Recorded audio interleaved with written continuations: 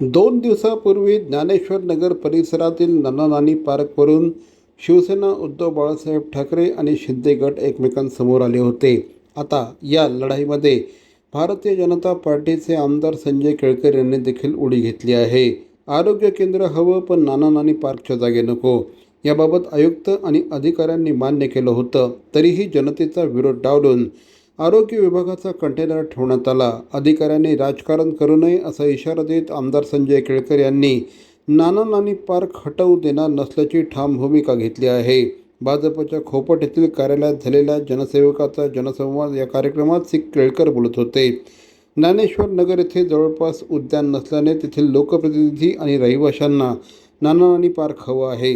त्यांची जागा डावलून इतरांचे हितसंबंध जोपासले जात असल्याचा आरोप देखील श्री केळकर यांनी केला आहे.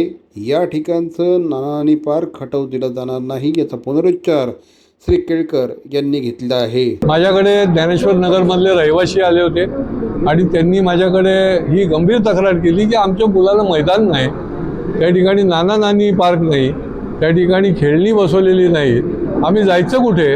आणि या ठिकाणी हा कंटेनर जो आहे तो कंटेनर आणून टाकताय.